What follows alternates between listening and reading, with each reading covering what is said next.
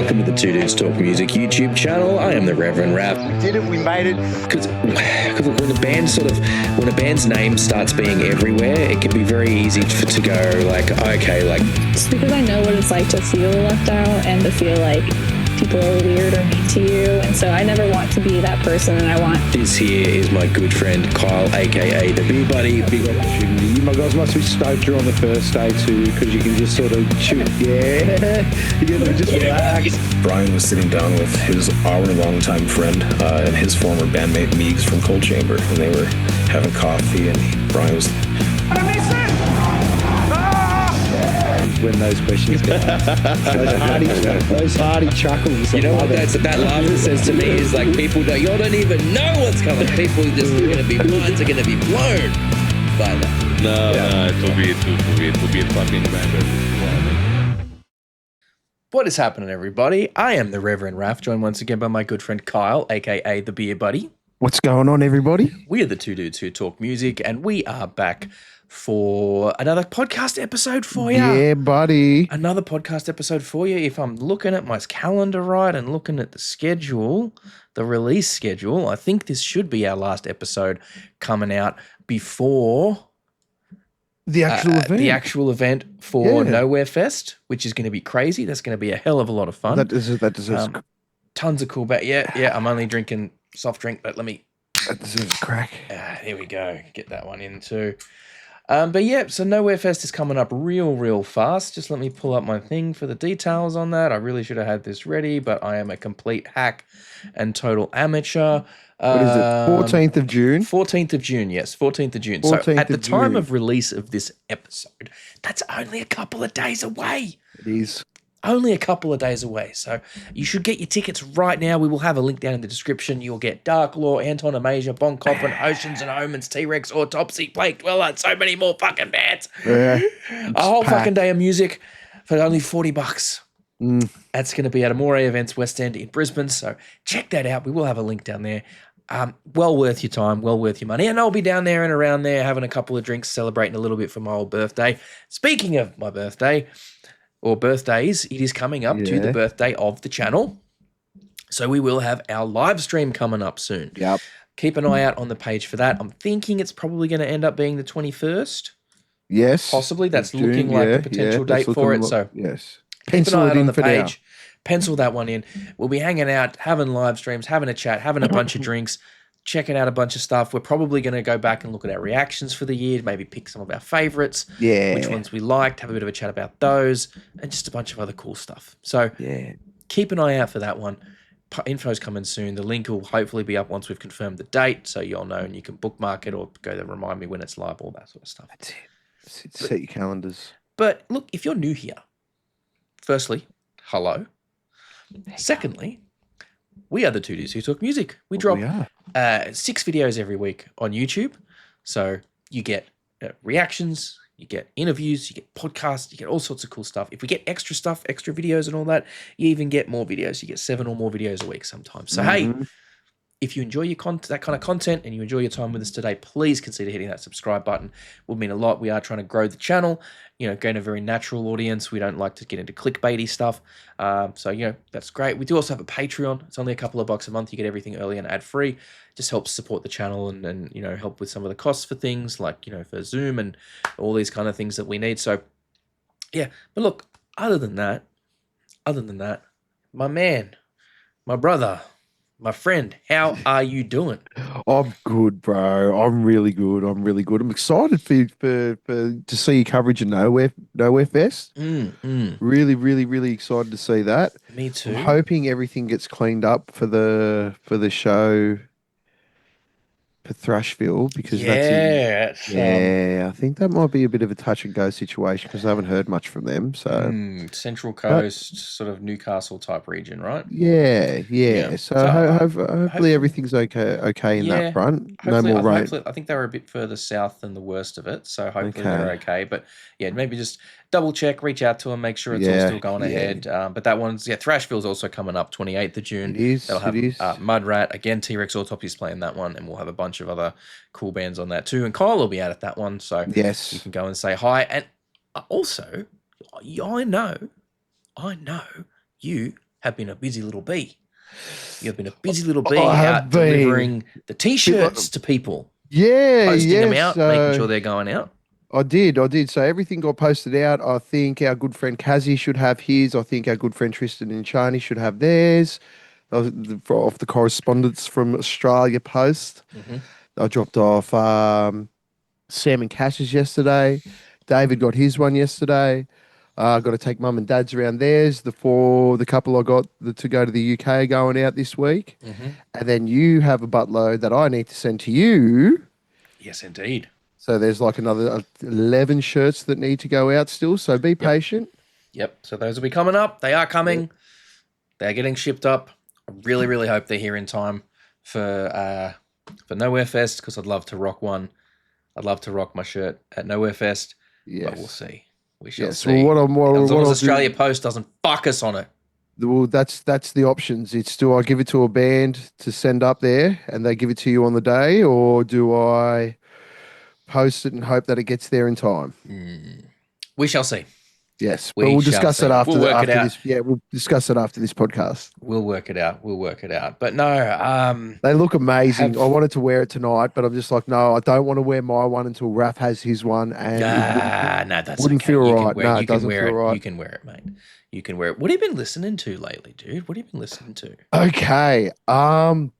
What have I been listening to? Jeez, let me just grab my Spotify. Yeah, that's all right. I'm checking mine as well as a reminder to see if there's any new stuff I've been listening to lately. Diamond Construct. Yes, they were a recommendation the other day, weren't they? From one I of our guests. I think I brought them up during that. I've been like mad into that, and then been listening to this Ocean Sleeper. I know they're playing at that bloody boat show. Yep. And then some Deftones, and I actually chucked on after we had that interview, I chucked on some Muse Absolution. Yep. Yeah, because Muse came up a couple of times. Just like, I haven't done that in ages. And then there's this new guy. I got to send you the link to this song. I got to send you that drop top big t-shirt Billie Eilish. Someone's done a metal cover of it, and it is fire. I was I'll buy and show you, and then we can show everyone else on the live stream, maybe. Yeah, maybe we'll do that. Maybe show me on the live stream. We'll have a bit of a thing. Yeah, because it's absolute fire. But yeah, just being mucking, and then the kids have been asking me to listen to a lot of old school stuff. Yeah, like what? So, one of my favorite songs is Africa by Toto. Classic. So they love that song, and then Al Simon's Call Me Al. Vaguely, yep. The dun dun dun. Yeah, but I love that song for some reason. I don't know what it is, but yeah, been listening to a bit of that too. Just some weird, wacky stuff. It's been good. What about you, man? What about you, mate? I have been listening to, and I don't know if this video is coming out before our reaction to this has dropped, but if not, the reaction is coming very soon. We did a reaction recently to a band called Silly Goose. Yeah, okay. I'm interested. Yeah. So I've been listening to more like their EP, really going through, kind of checking their stuff out. It's such a mix of, I know there was a lot of Limp Bizkit comparisons in that song that we reacted to. Oh yeah, but that's like one song out of it. Yeah, but there's I actually showed him to Tony as well. I showed him to Tony because I'm like, I know that's right up his alley. And he was loving it. He was loving it. Like the whole EP just mixes, there's a lot of that snot energy, that head PE kind of vibe about it, like it's ripping bass licks and that. Yeah, good stuff. It's just such a great thing. I'm going to have to reach out to these guys, I think, because we got to get them on to chat. Yeah, I think they're doing. Start off the email. Hey, you silly gooses. No, but there's that one. Like, obviously, some of the stuff we've been doing reactions to, I've been going back and checking out again as well. Yeah. It's just been Butterscotch Biscuit. That's on constant rotation for me. Butterscotch Biscuits by Dreg. Absolutely. Yeah. Actually, I need to check up what's going on with them. I know we tried to tee something up. But yeah, like, look, it's been pretty good. I've just been trying to dip into, a bit of old school stuff. I've been trying to refresh my familiarity with Load by Metallica, because obviously the special edition's coming soon. Okay. They're dropping the remasters. They've been teasing a few bits and pieces of that, so I'm sure the whole remaster is going to be dropping. Can we get a remaster of Saint Anger, please? Oh no! You know what? I don't. Could they I just don't do think it? we need that. No. Could they just do a do-over and give us all the production that we wanted? Maybe. Who knows? Who knows what they're going to do? I think they tend to forget that album exists most of the time. They don't really play much from it live anyway. But yeah, no, I'm keen for that as well. I'm going to do an unboxing for that when it arrives. Yeah. When that arrives, I'm going to do an unboxing. I think I'm going to, unbox it on camera, show everybody the stuff, and just go through everything that's there. But look, maybe then have a listen to it and then tell everyone what the difference is between. I've had a listen to a few of the tracks. It's much crisper production. Yeah, it's a lot. It's a bit more. It's definitely got a slightly more modern sort of mastering to it. There's certain bits and pieces is just really crisped up. You're going to have a lot of people that'll have the shits with that because it'll take away a lot of the. I guess it will. Not that it had bad production in the past or anything, but there was just an energy about it. Yeah, it's just 100%. Familiarity bias. That's it. But look, time to get to our guests today. Now, this is sort of a return guest. We've had one member of this band on before to talk to us, but I think we're going to have more than one tonight. We are talking to T-Rex Autopsy. That's right. We last had them on a little bit over a year ago, and we're getting them back on because they are playing at both Nowherefest and Thrashville. So perfect time to fucking get these guys back on again. We are going to jump right into this with the lads from T-Rex Autopsy. We're going to see what they've been up to since we chatted last time, what they've got in the works, and how keen they are for these upcoming shows. Oh, hell yeah. Let's fucking get into it. Big thank you to Ross and Jacko from T-Rex Autopsy for jumping on with us today. How are we all doing, boys? We good? We happy? We excited for the upcoming shows? Fucking thrilled, man. Thank you for having us on here today. I was going to say tonight. Yeah. Same difference, mate. It doesn't when it's recorded versus when it comes out. Doesn't fucking matter. But yeah, no. Look, we really appreciate you're making the time because it's always good to chat with you guys and to meet Jacko as well. Big welcome to the podcast, mate. First time on. Thanks, boys. You are the new drummer. Jacko. Yes, he is new drummer. Yeah. How New drummer, yeah. How have you been finding it so far? Oh, it's been pretty cruisy actually. For a prog band, the music's not too bad. It's pretty easy so far. Oh, Charlie. Coming in here all fucking king shit, mate. Listen, down, you know what? All right, he went straight to it, but I was gonna give credit where credit's due. We gave this guy 8 songs, and this cunt learned it in 2 weeks. We gave him the songs 3 days before band practice on a Sunday, and he came in and he knew 3.5 of the songs, and then pretty much got the rest of the song at the end of that session. Went away for another week and then came back, and we had 8 songs down pat, pretty fucking perfect. And then when I played the show, so we only had 2.5 sessions before we played with Awaken the Hate for their tour at the Crowbar, and credit where credit's due, Jacko absolutely slayed it. Hell yeah. Yeah. That's good. That actually reminds me, Kyle, of your old drummer, Matt. Oh, sick. Who was an absolute weapon, that dude. So backstory, I went to TAFE at Narimba, near Quakers Hill, with the drummer that used to play drums in Kyle's band. Yep. And they were studying music, and they put you into groups for performances and stuff. And we had the group that I was in, our drummer was just stopped showing up. And it was all rock and metal type stuff we were playing. So we're we can't fucking do it without a drummer. And this was 2005 days. So we didn't really have access to any kind of solid drum programming apparatus at the time.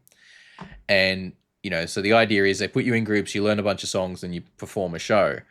I think we were a week or two from the show, maybe 10 days or something. And we were look, our guy's just not showing up. He's not responding to anyone's contact. This faculty was reaching out to him and his parents, no response, nothing. They just fucking blanked the whole thing. So we're well, fuck, what do we do? We can't, we're going to relearn a bunch of fucking songs to play without a drummer. What are we going to do? And then we just talked. We're can one of the drummers from one of the other groups fill in? yeah, sure. Matty's like, yeah, I can do it. No worries. Fucking learnt all the songs in like 3 or 4 fucking days. You know, get in there, played a sick fucking show, and just was a great time all around.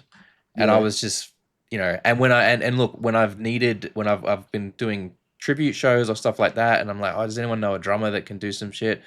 I've hit up Matty once or twice for that, and he's always come through with shit. So it's like, it's nice having a good drummer or knowing a good drummer that you can just like, that knows how to get their shit up How to do you speed reckon quick. he fucking ended up in our band? We asked him for a favor, and then we're just like, "You're not leaving.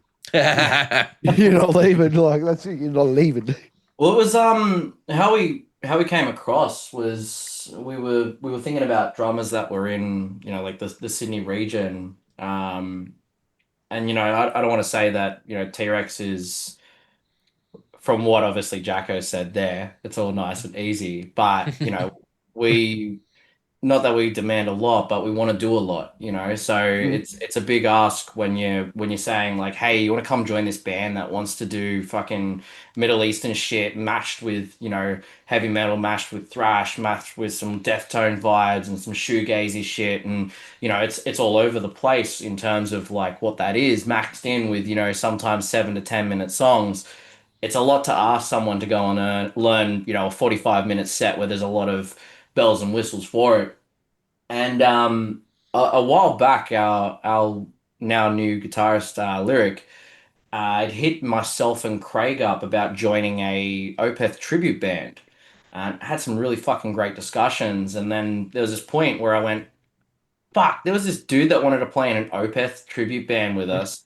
I should go check out his shit and see, you know, because if he wants to do that, then there's a lot of alignment as a baseline to go and say this might be something for you. And I remember I was in the gym, I was doing leg press specifically at the time, and I'm on the phone to Craig, and I go to his profile, and I just lost my shit just seeing, you know, the Car Bomb covers, the Dream Theater covers, and the point that he got to even with his editing, with putting up the different time signatures. I was just yelling on the phone in the middle of the gym going, we need this fucking cunt in our band. We need this cunt in our band.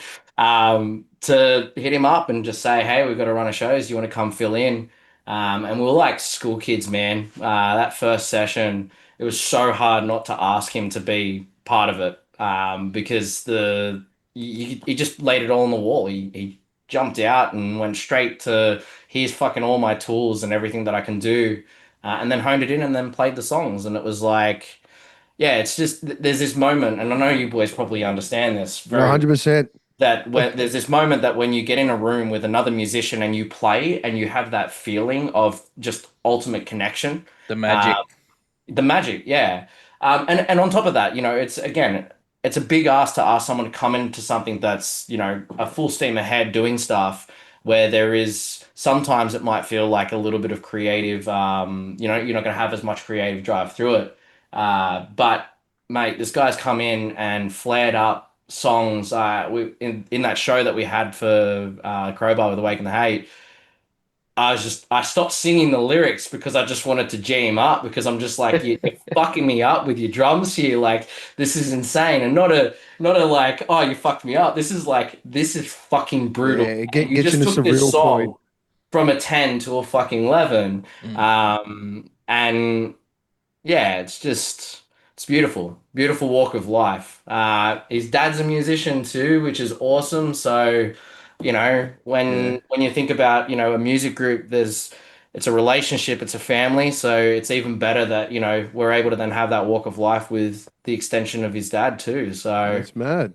G'ing him up. We're going to get him into the room to have a jam. That's the next goal, right, Jacko? And you're playing Sure. Shinaga, and you're still playing in Shinaga as well, yeah? Yeah, still playing, yeah. Yeah, how's that going? It's going good. At the moment, we're trying to pump an album out, so we're doing a lot of recording, stopping the shows at the moment. So yeah, I'm sure I told you about these guys, Raff. I'm sure You we've might put up have. How's it spelled? I think SHU, is it? yeah, SHUNAGUA. Yeah, I think I've talked about them on something, or I've put up an interview or something. But these guys come out in full Gua looking shit. Yeah, it's fucking hectic. Nice. Right? Okay. But the music don't match the production.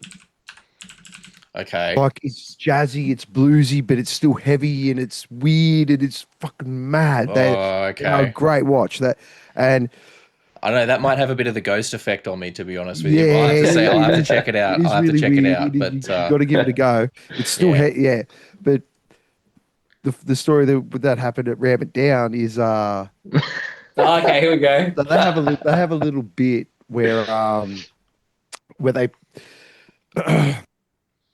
a politician comes out and they stab it or whatever. It's like the whole Friends of Rom thing where they had the effigy of John Howard or whatever, Mhm. and they had a couple of water pump things with red water in it. Oh, okay. You have told me this one. Yeah, Yes. okay. Yes. So Okay. You have told me this they've one. let loose And it spilled and and it's was like gone going through through the to floor yeah. and into the bistro area. So No, Jack, bro. now It look, wasn't really my idea. to their credit, the first thing I'll go is, did you ask for permission?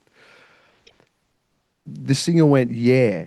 Now, my next question was, did you get it in writing? And it was, nah, we done it over the phone. I went, y'all are fucked here.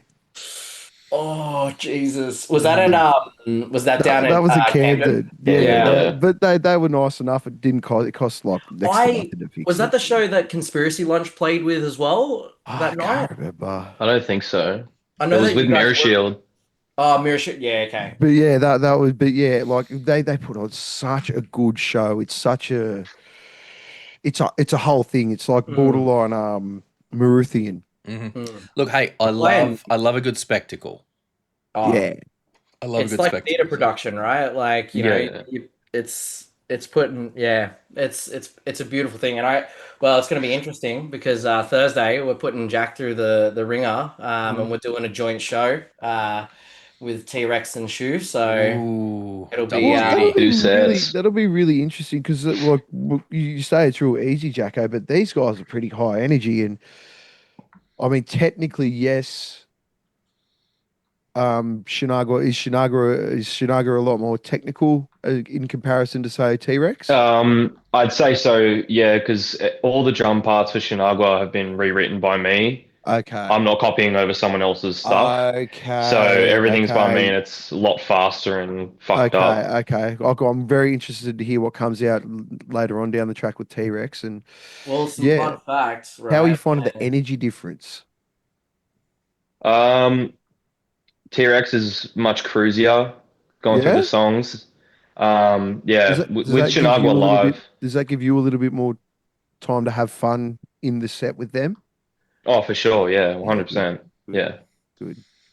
Yeah, I mean, I always say like I'd rather see a band playing, not more straightforward stuff and Really fucking performing, well. putting on a show, being in the moment, enjoying it. And for me too, like even if I'm playing, I'd rather play something that's a little more straightforward or simple and be able to rock out and enjoy the show and put on a performance for people than play something that's so complex. I'm like staring at the fucking neck of my bass the whole time, Mm. right? Like Can't so. acts like Joey Jordanson, mate. Like he's circle headbanging whilst we're performing, so it's great. It just adds to the performance, It and does. It well, does.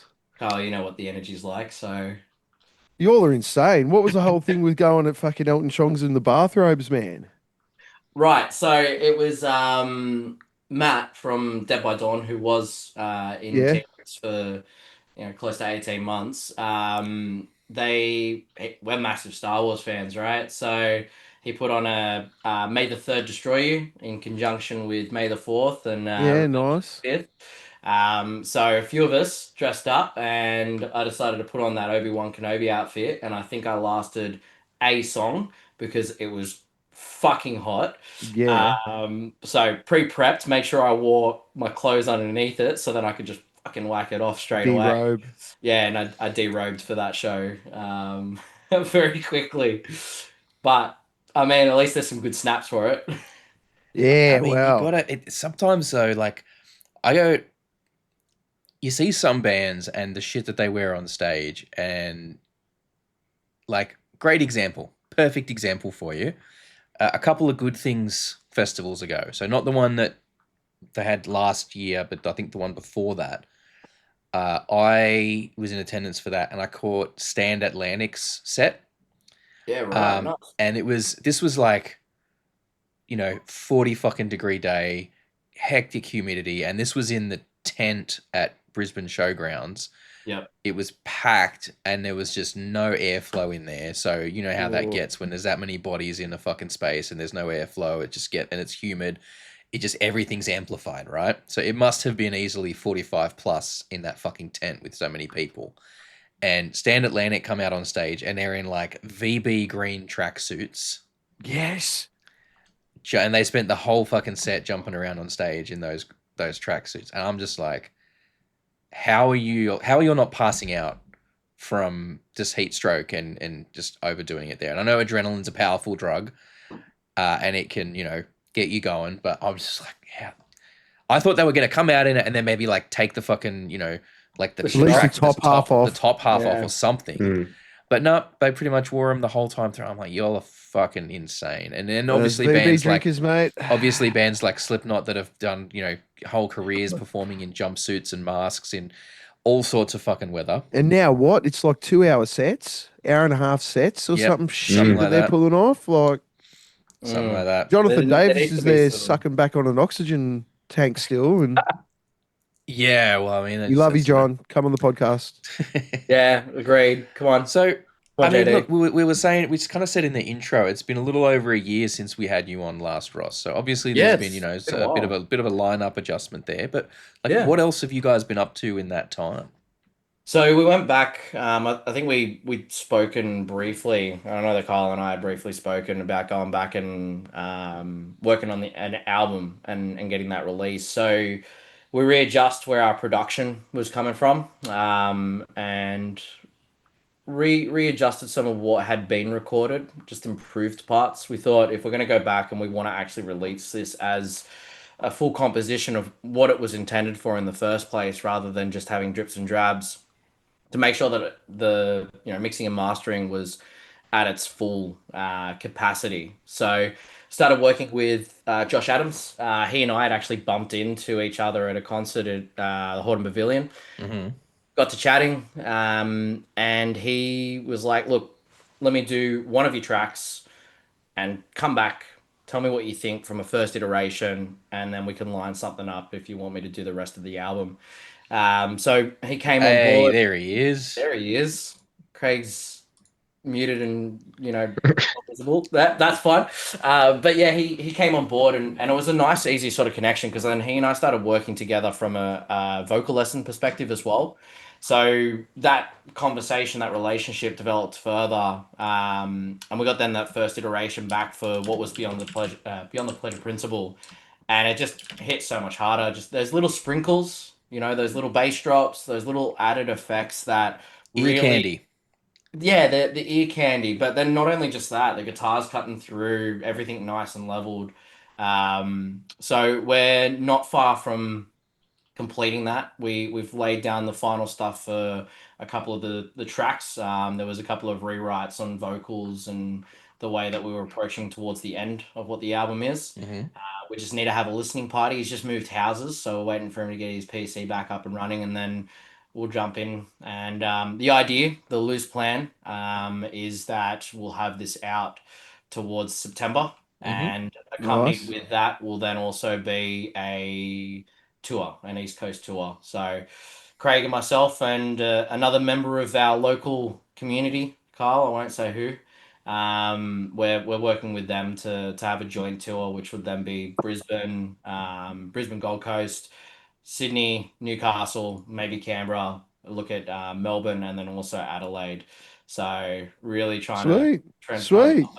Throw WA in there just for the sake of it. Well, we made some really good connections with Adelaide, with WA from working with Russian novel. So it's novel. Like Russian novel. So there's I think it was Eviscerate the Crown that wanted to get us over there. So you've all been busy. I've been keeping a very, very close eye on you. Like you guys are pumping out shows, even though the lineup changes have been happening. It's been really good to see that, even though the lineup changes have happened, that you guys have bounced back so quick. Yeah, if that's credit to the very fortunate. That's credit to the people that have come on board and bought in. Like really, really appreciate Matt Thorogood. And it was really sad to see him go. Yeah, I love Matt. He's a nutcase. I love him.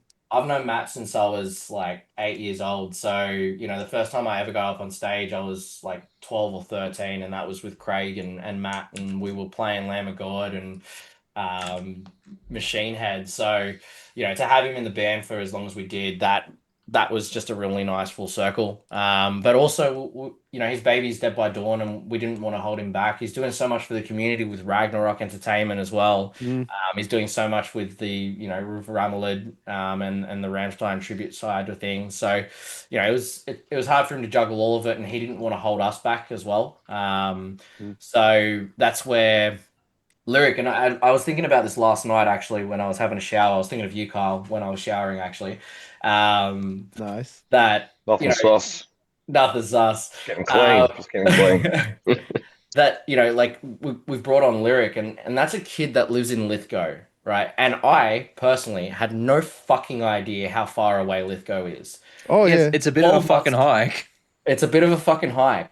We spoke 12 months ago, the three of us, about like the community and the music community and what's been building up over, with, Ram It Down and, what was done with the Resurgence and everything like that. And Lyric is the epitome of someone that embodies music. You see him at shows, you see the dedication that he puts to playing guitar. He is going to be, in my opinion, probably one of the greatest guitarists in New South Wales, Australia alone, if he continues with the way that he's going. And I say that as well for Jacko. And so my full circle of what I want to say here is that we're really, really fortunate that we've gotten two musicians on board that are dedicated to the process and are so fucking talented. And so it just elevates us. And that's what's allowed us to not take a step back. In saying that, we also had Costa from Acro and Reva that stepped in for those moments that we didn't have that full band ensemble, and it allowed us to be able to continue on and keep doing shows. And when Matt wasn't available, myself, Craig, and JJ had said, fuck it, we'll just keep going. We'll do this as a three-piece if we have to, and we'll make it work. And that allowed us to go and play at Moe's Desert up in the Goldie, and then it allowed us to go and play in Sunshine Coast as well. And there's a lot of learning from that. It allowed us to know where our shortfalls might be. We're taking a little bit more of a critical approach too. Record the set, watch the set, critique it, see what we need to improve on, what we can do better. And then it comes down to then the communication just between Craig and I, which, it's makes it easier when you're brothers and you just talk a lot of shit, because then you go between talking shit to talking stuff about music and back and forth, and it's just a thing that's on the mind all the time. It's like middle of the day, oh, I've got this fucking idea, let's go.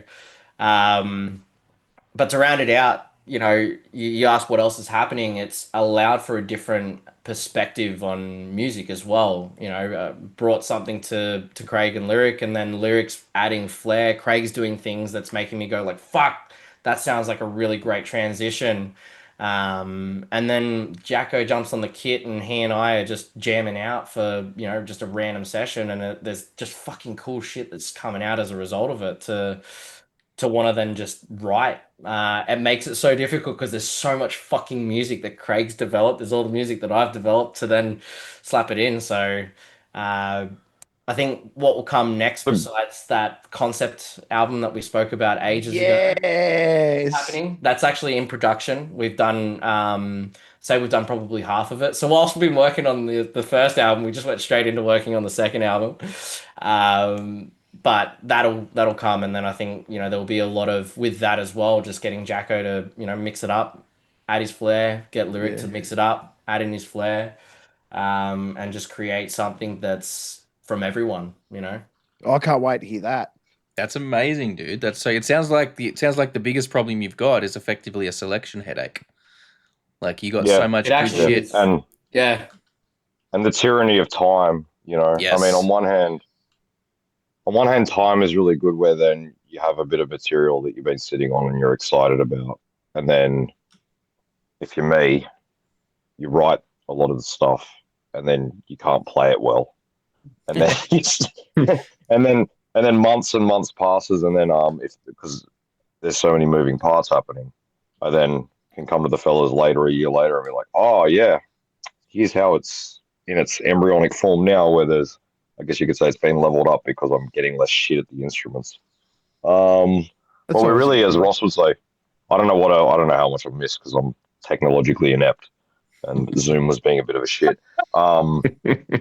Yeah, Jacko and Lyric are both ludicrously talented, and maybe there's something about being young that you're more of a sponge, that you retain and learn shit really quickly, or they're also just really fucking talented. Because I wasn't going to say anything about their age, but now that you've brought it up, I feel like it's okay. Both, I'm sure I met Lyric on Saturday night at Elton Chong's. The Lawson. No, at Elton Chong's for KJ's birthday. Yep. Yeah, I'm just like, these motherfuckers are young. And now that they're seeing Jacko, I'm just like, man, it's so, like, this is just proof the music's in great fucking I remember being like that. I remember being that age. This links back to that conversation that we spoke about so long ago, where we're like, now there is these platforms, and those platforms are building. You look at Elton Chong's, you look at Grindhead and what they're doing for the scene. You got Tommy, which is like spearheading and really, really pushing it along with Lance. Gerard from Guitar City World has stepped back in, which is the show that we've got on Saturday with Livewire. And is that at Campbelltown again? Yeah, that's it. Campbelltown RSL. Yeah. Okay, so that's actually started back up. Yeah, it's called we're gonna have to do Reboot. Reboot. Have to do a little documentary on. It's rebooted Resurgence. It's a Resurgence rebooted. Yeah, we're playing next Saturday there. Okay. This Saturday. This Saturday.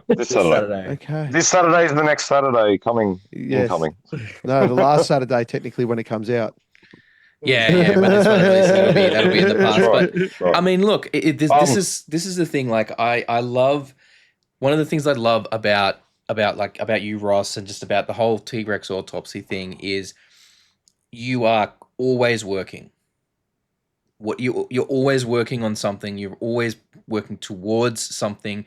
Like you say, you one thing's getting near to being finished, and so you're already like working on the next thing and the next thing, and you're constantly like looking for opportunities and ways to grow what you're doing and extend what you're doing, and just like take that next step, take it to the next thing. And that, when they talk about, because this is the thing, right? The whole reason you remember when they used to have in like music awards for what they're worth, which is not much these days, but music awards used to have like a best new artist category, and then people started complaining because people that had been around for like 10 years were winning the best new artist, so they changed it to breakthrough artist, basically, right?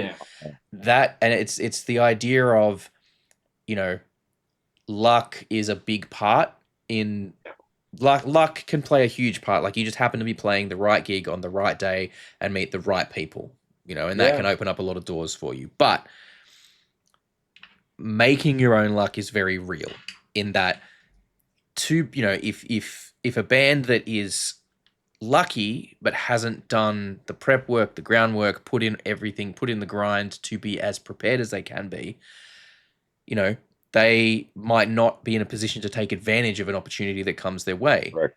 Whereas there's a couple of bands, I won't name them, but I suspect a few of them, and some of them are pretty young, some of them are a bit more my age, but I have the impression they're kind of nepo babies, you could say, where they've been handed a lot, and they've been given a lot of economic and opportunities to produce art. But I don't begrudge them of that, because they're talented, and if you didn't do it, then I'd resent you more, because I'd be like, dude, you had this opportunity. So it takes, like you're saying, there's sometimes there's luck involved, there's social capital, there's the networking you make. I mean, on one hand, I think the playing field is in some cases more leveled, because technology is more on our side now to be able to put out our art. But conversely, I think, what was it? I didn't actually read the interview, and then people got the shits with him. But thing from Behemoth, he was sort of implying, stop forming bands because there's too much music out there, and there's like option paralysis. You know, the saturation, oversaturation. Yes, and it's easy to then. We've lost some of, you could say, in the modern world, the modern world, the magic of where you discover something at a record store or through a friend who burnt you a CD, and then you go and find the album, and and then it's sacred. It's a sacred object, and the band is sacred to you, and you know nothing about them. Yeah, I mean now a lot of it's associated with a fucking meme that you see a 30-second clip on, and then you go and look for the whole song. I mean, realistically, is that any different to reaction videos are very much part of that space now? I think, you know, if you're like, we do reaction videos, but I also watch a lot of reaction videos. There's some reaction channels that I follow that are, and look, there's obviously good and bad versions of both. There's the reaction channels where they just sit there and nod along for the 3.5 minutes and then go, yep, okay, that was cool, and then that's it. Or there's more like what Kyle and I do, which is we try and pause, we try and break down and analyze things as we're going through, have discussions about it, why we liked it, what we did, you know, that sort of stuff. And I feel like, you know, and it may be self-serving to say it, but I feel like that is a more legitimate version of the reaction content. And that's the sort of stuff that I follow. Like, I like to like vocal coaches or musical producers and stuff like that do them. Absolutely. And you know, that's I think sort of replaced the whole, you know, discovering things at the CD store, right? That or like TikTok, or in a magazine like Metal Hammer or whatever, like that. But review. Just to I've sort of discovered bands from like those 60-second reels where it's like this is the hot breakdown of the week, and then it like jams in like 6 breakdowns, and then I'll be like, damn, and then I like go check what that song is, and then I've discovered artists as a result of that. Yep, exactly. That's where it is. Leads on that sort of on that. We can bitch later about the economic model and how it kind of. Oh, we got a whole segment. Don't even. Yeah, we'll get there. We'll get there. Don't worry. You'll have a segment for that, 80% bro. social media, 20% music. You'll have a chance. But I just to kind of wrap up the point I was getting to before, it's like you guys are putting in so much work that I have no doubt that when because I think for you guys it'll definitely be a case of when it happens. When the big opportunity comes your way, you guys will be as prepared as you possibly can to make the most out of that. Well, it's interesting that you say that. Thanks. Because like that's the goal, right? Like the goal for Craig and I for the longest time, I'd say for the last like 4 or 5 years specifically, has always been like, I want to open for Opeth. We submitted to play that support show, and we didn't get it. You know, Caligula Horse got it, and they fucking warranted getting that. That is a great, support. Like that. We're a high risk compared to, you know what I mean? We're like, who are you going to pick? You're going to pick the artist that is. Jacko said it, and like this is the thing. This is why I was so excited to have Jacko in this band. We're in the kitchen, nothing's fucking said, and he just turns to me and he goes, we should have gotten that fucking support act. Like, that's the mentality that you need, though. You got to be like, like, I was disappointed. I was hoping I would, like, sit week on week waiting to see if I got a fucking email. But in turn, we got offered then Thrashville, right? And when we got offered that, I went, wait, like, Cog played that the last time that this played, Cog was playing that. And I fucking love Cog. And so at the time, I wanted to accept it just immediately, but I wanted to make sure that everyone was able to be on board for it. And I called Matt from Dashville and was like, hey, like, when can I get back to you? And also why? What was it that brought us to be part of this? Because we didn't submit for the show. Oh, okay. No. We didn't submit for it. We just got an email asking if we would like to be a part of it. And so he had said that there had been people out in the scene that had seen us play, that liked our energy, that liked the differentiation between the songs and the material that we'd been producing and out to, the audience and, the stage show that we brought. And so because of that, he wanted us to be then on the lineup. I'm going to say 100%. The best feeling is not being on the bottom of that poster. Mate, to not submit, get asked, and then not be at the bottom of the poster, that's I'm happy being on the poster. I'm happy being on the poster. A lot of people. It's flattering being asked. I think to tie in back to, again, one of the most important things, I think, besides half of it being, not even half, the music. Your songs have got to not suck completely, but live stage show is so important. I mean, we're talking about all the other bells and whistles on how you get your art out there and be noticed and da-da-da-da. I mean, it's frustrating on one hand where you've got to do this extra social media bullshit. Yeah, well, that's it. Well, again, it'd be nice to just, honestly, it'd be so nice to actually just be a complete selfish cunt and just play music in my room and just level up by myself, and then nobody gets to hear it except for me. There's a part of me that yearns for that too, where I'll just be like, fuck y'all, this is just for me. Now, at least wait till you hear I also thrive too much on getting it out there. I enjoy performing too much, and I enjoy, I guess, pointing at sounds and songs, let's call them, and saying, hey, isn't this cool? I hope you think it's cool too. You know? So I enjoy the live shit, but again, live shit is the bomb. I mean, when you have the audience there, it can give you that second wind of energy that you didn't think you had, where you feel absolutely exhausted, and then someone's, you know, you're giving it your all, and you think, you're like, yeah, I've got nothing left in the tank, and then someone like you gives you the horns and goes, yeah, and you're like, oh my fucking god, you know, you go, the adrenaline just goes, man. Yeah. But I think there has to be something said about putting on a really, really, really good stage performance now in the local scene, because that's important, an experience. Well, yeah, I mean, the whole thing, like, you know, we've all been guilty of it, you know, like I know I have been this is a very long time ago. You're feeling a bit lackluster on a day and the performance isn't exactly at the level that you normally used to putting it at. But in a world now where social media is king and videos go out and stuff like that, you putting on that absolutely balls to the wall live performance every time you play is the difference between a really good band and a fucking great band. And here's the thing about that, right? You don't have to give 100% every time. You have to give everything that you have every time. Yeah, and that doesn't, because you're not always gonna have, as Kyle said, you're not always gonna have 100% to give. You are not always gonna have 100% to give, but you need to give it everything you have every time you're up on that stage, because you need to make the other bands go, fuck, we need to play with these guys again. And you need to make the fans sit up and take notice. And in 2025, you can do all the fucking social media you want, right? That'll get you followers.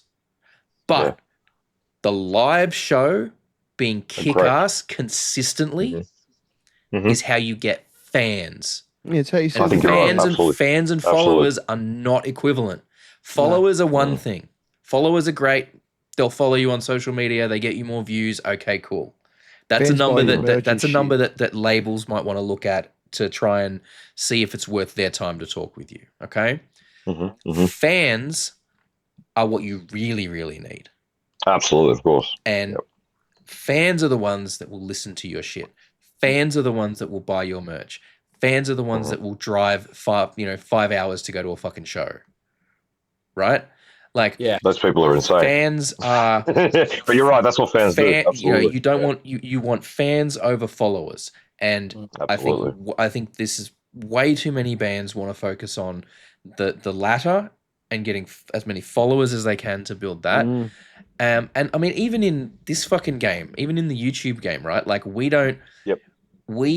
Kyle and I made a decision very, very early on, especially when we started doing reaction videos, once we started bringing those in as a regular thing, that we were not going to go for clickbaity fucking titles on stuff. Yeah. You know, we're going to do the meta. And we weren't going to do like negative content just to try and get clicks. We weren't going to do any of that because we didn't just want followers.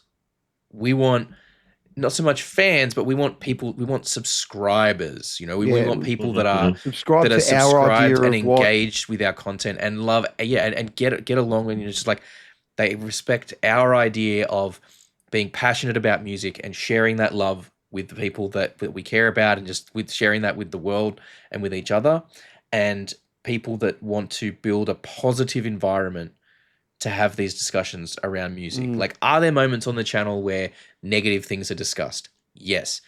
Is it? But they're very rare, and we try as hard as we can to limit. I mean, okay, we try and limit the negative discussions to get in the bin, and that's like a bit of a fun way of handling it, right? But for the most part, like our reactions, if we do a reaction to a song and we fucking hate it, we are not releasing that reaction, right? We don't want to put that out there to like rag on shit, and we just want honest, genuine music fans who want to share and engage and enjoy the love of music with one another, and that's the kind of community that we're trying to build, right?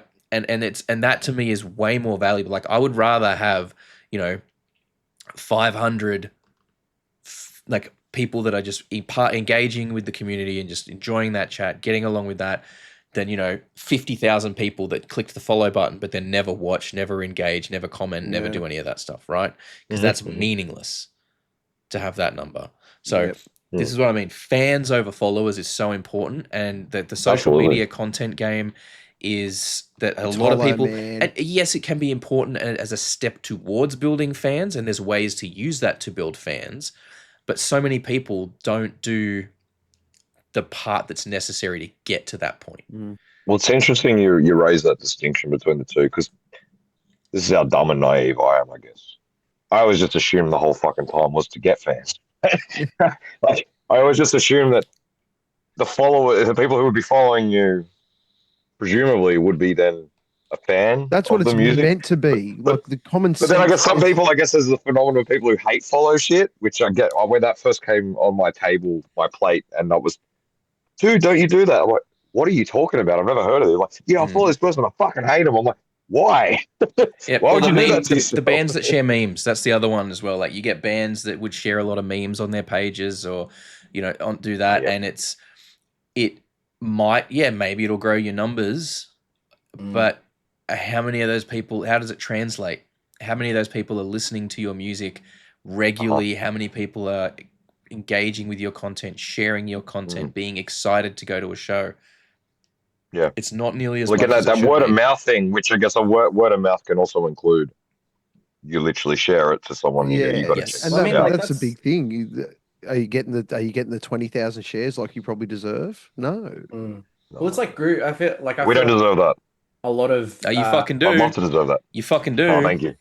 It's beautiful, man. It's beautiful what you guys do. One day, Craig. One day, Jacko.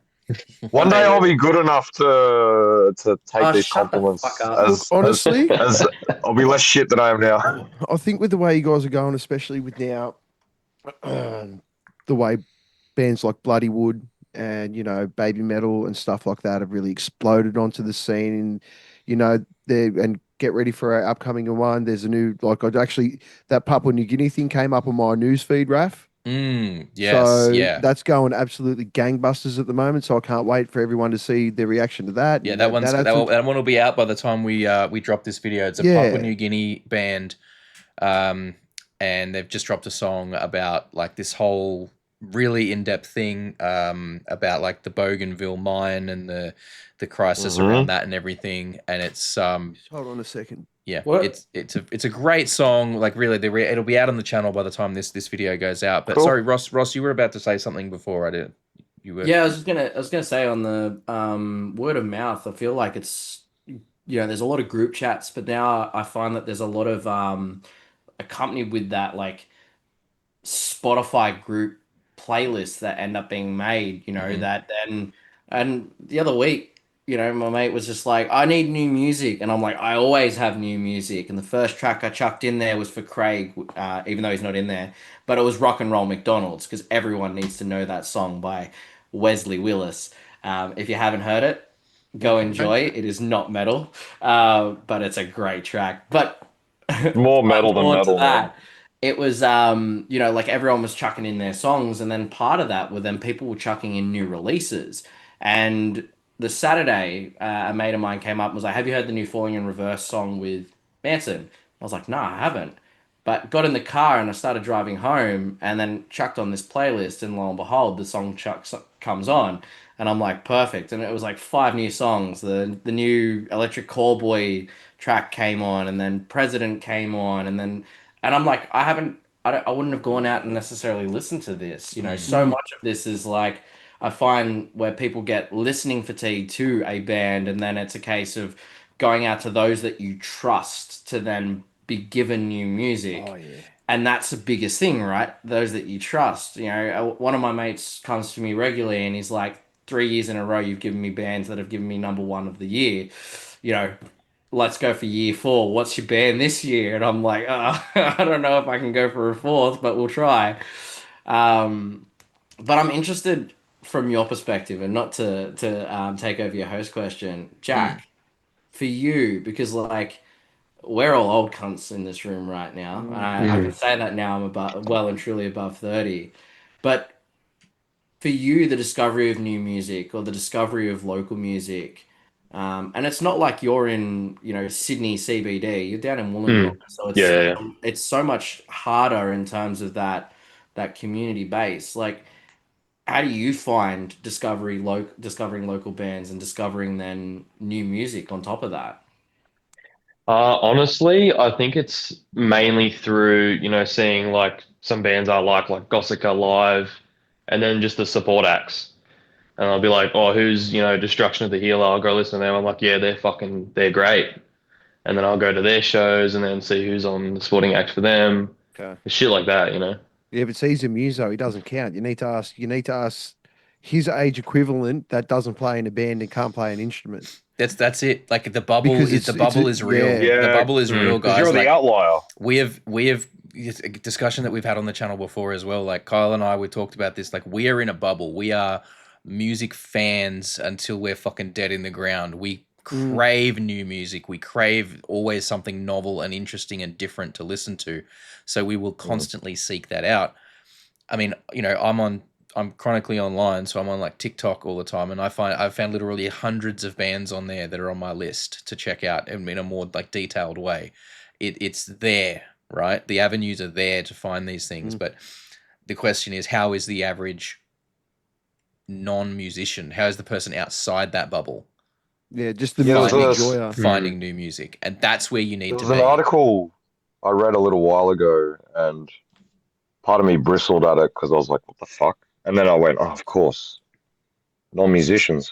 And it basically was saying that for most people, their interest, I guess you could say, what do you say, their adventurousness in terms of consuming new music and going, oh my God, this is new and I need this and I need to eat it and have it every day of my life, peaks in your teenage years to early 20s. And then for most people, generally, they don't seek out new artists. They passively take in, and then they go back to then those eras that they were important to them for nostalgia. That's for most people. Yep. And when I read the article, I was like, what the fuck? That's so foreign to me. And then, no shit. Yep. Most of the people that this is taking a sample of the general population, wherever they took this sampling of, were generally non-musicians, whereas, of course, people who are nerds for music like us, we are. We're more inclined. We're more likely to go ask for recommendations, Exactly, and It's an seek odd out thing new when- shit, and then seek out da da da da da. And then it kind of prompted me to then. It took me months though. It prompted me to actually go back to recordings that I haven't listened to. For example, you helped this with Jack. Jacko was going back to Deliverance and Damnation by Opeth, and then listening to them again. And then hearing them with new ears, where I've learned a lot of stuff about production, where I've learned a lot of stuff about more music theory, so on and so forth. Not that I really still know what I'm fucking listening to, because I don't know what the fuck's going on. But you have a deeper appreciation as time moves on and you learn more about music. And then you go back to these old records that meant so much to you when you were 18, 19, 20, 21, 22. And it's like, oh, fuck. I feel the same but different. Like, again, I'm getting that nostalgia rush that then I guess people who listen to the same 15 bands through most of their life and passively take in a handful of new artists every year. Yeah. Because Like, that's what normal people do. That's it. I mean, like, you really, unless you really talk to metalheads and stuff like that, the whole concept of like owning a buttload of albums and, and that was only like forever in a day. For my non-metalhead friends, it was always a real weird handful of albums, or like maybe for the EDM scene they were really into their like mixtapes and albums and stuff like that, but it was always only really metalheads and rockers that were like, So funny you say that. Here's a booklet of albums, the best albums from the last 30 years, and Oh, this jazz is my guys get like collection. that too, though. It's all in my car, and you know what I mean. Like you used to Yeah, have that yeah. ridiculous booklet and the CD wallets and just shit everywhere all the time. Well, I got tickets for the Carnival tour that's coming up. Oh, I got to 'cause- get. I got to. $80. I was like, I'm gonna. So I bought tickets sitting on the couch last night, and then this morning I was like, I'm gonna listen to some Carnival. And Jacko, then you're opening for that. I nominate you opening for that. Just drum solo. Just do car bomb covers. Oh, Call it the a cappella drum off. I don't know. And then no melodic instruments, just pure percussion. Because mate, I'm a part of a couple of carnival groups or whatever, and yeah, everyone's stinging for a new album. I feel like they're gonna drop one with Yeah, the way that the tour isn't like announced, some little drip drops. yeah. I've been really saying hope this so. for years. Carnival is like kind of like Tool, right? Where they've just give out a couple of albums and then you wait fucking 15 years for another album. Yeah. I mean, 2013 was the last time that they released new music. Well, released an album. Does that mean Birds of Tokyo is like a perfect circle? It is. Yes. That's my affiliation. So Yeah, the side project.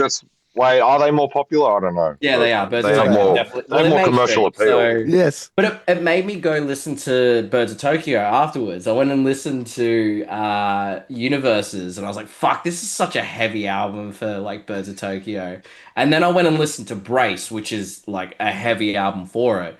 And I kind of started on Mercy Arms. I love that song.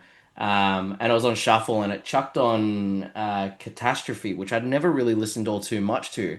And then it stopped me, and I went, I'm gonna go listen to this album because I haven't listened to this album in like 5 years, you know. And then and listened to it and through, and I'm like, it's a great album. And that's the nostalgia effect that came in for me, Craig, where I'm like, fuck, I remember when this dropped in 2016, and when I heard Harlequins, and I was like, this like Birds of Tokyo going heavy, especially after what they had released before that, which was the playlist album.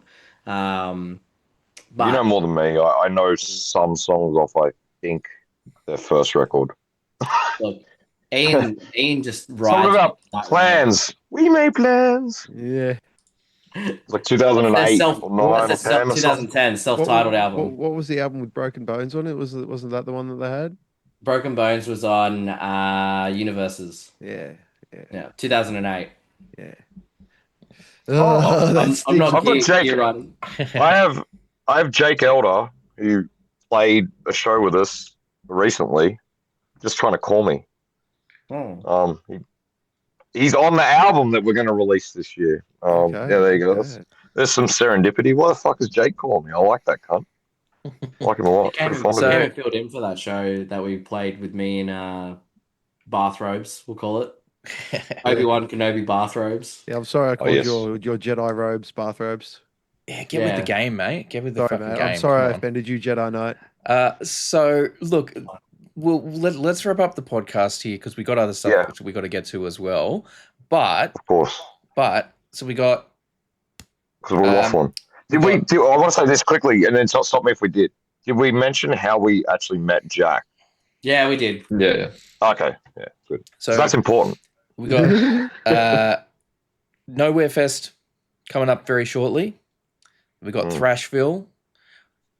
What other gigs have you guys got coming up that you can talk about? Or is there We've got a nothing dumb else? gig. We're playing in Dubbo, and then we're going to Nowhere Festival. So we're going to drive for 9 hours because we're Ugh, fucking stupid. 9, mate. It's more than 9 fucking hours. Let me tell you that It will much. be. It will be. It will be. Let me tell you that I have done the drive from fucking Brisbane to like Orange multiple times. You are looking at a solid fucking 14 to 16 if you do it as a single stretch. Don't listen, Craig. Don't listen. We'll be fine. Don't listen. Yeah, he's We're going to hit like pothole and smack. Yeah, anyway. You, back up, you back will. up. You will. what are you Watch talking out! about? Watch out for those fucking potholes because it's the I'm back gonna hit a roads. wombat. It's the back roads, and they don't maintain them. But they're 100 kilometers an hour, so those potholes come up real fucking fast. And then bang, you're fucked. Just be careful driving through that. Okay. But yeah, so obviously those are coming up. So you're playing Dubbo Playing as well. Dubbo. So yeah, We're playing Dubbo with Rerescent, Mirror Shield, and Project Satan, who Okay. are also playing up in at Nowherefest as well. Yeah, So that'll be nice. great. And then yeah, we hit Nowhere Festival, which cannot wait for. That's gonna be a lot of fun. And then the following week we play in Leeton with Alpha Cult and Mirror Shield again, Inherit Nothing, and Ascent to Rain and Liberty Guns. So it's gonna be Oh, the buns. 3, 4, 5, Liberty Bonds. The buns. so that'll be fun. And then we're playing Thrashville. That's going to be with King Parrot and Mountain Wizard Death Cult, which Craig and I've been gearing up and trying to organize something with. Do yourselves a favor at Thrashville. Make sure you check out Mudrat. Yeah, Oh, definitely. I can't wait to watch Mudrat. That's going to And be. was it Bong? What's the Bongzilla? Not Bongzilla. What's the one that Bongzilla. you like the name of, Jack? Bonkoff. Bong Coffin. Yeah. Yeah. Good name. Yeah. I'm expecting a lot of fuzz and a Private lot function. of sludgy. Yeah. So you got yours, So you're keeping very, very fucking busy over the next few weeks and months.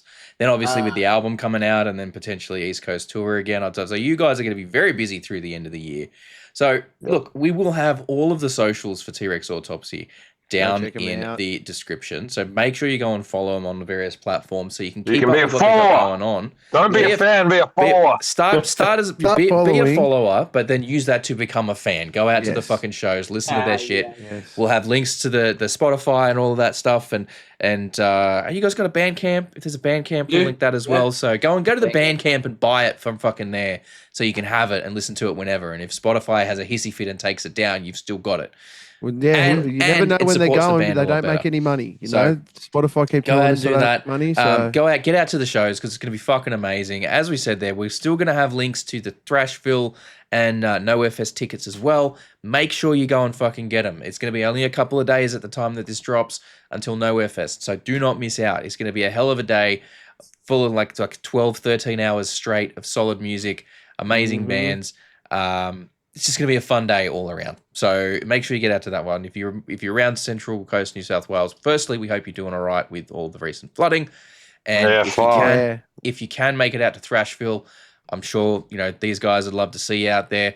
But, obviously if you can't due to various circumstances, completely understand. Sending all our best to everyone down there who's been affected. But look, other than that, we are going to have Quick Question Quarter and Get in the Bin coming up with these guys on the weekend. So make sure you subscribe to the channel so you don't miss out on those. We got obviously all our reactions, all our usual shit coming out. But look, for now, massive thank you to Jacko, Craig, and Ross from T-Rex Autopsy. You guys are absolute legends. Big thank you to my co-host Kyle and to everybody for watching. If you've enjoyed this video, hit that like button. If you didn't, downvote the shit out of it. Remember, we are the Two Dudes Who Talk Music, along with T-Rex Autopsy. Don't do that. Take care of yourself and your mates, and we'll catch you guys next time. Stay cool. Peace. Thank you so much for hanging out with us today. We really hope you had a good time. If you did, please consider hitting that subscribe button and the notification bell down there. It helps the channel grow. We are still a fairly young channel, and we like to try and grow our audience all over the world. We do also, for those of you who are interested, have a Patreon. It's just a couple of bucks a month. At the moment, you get all the videos early and ad-free, but we are working on ways to increase the value of that and make it a bit more enticing. So don't forget to keep an eye out and check back on what's going on over there. Other than that, thank you so much for your time. Enjoy the rest of your day.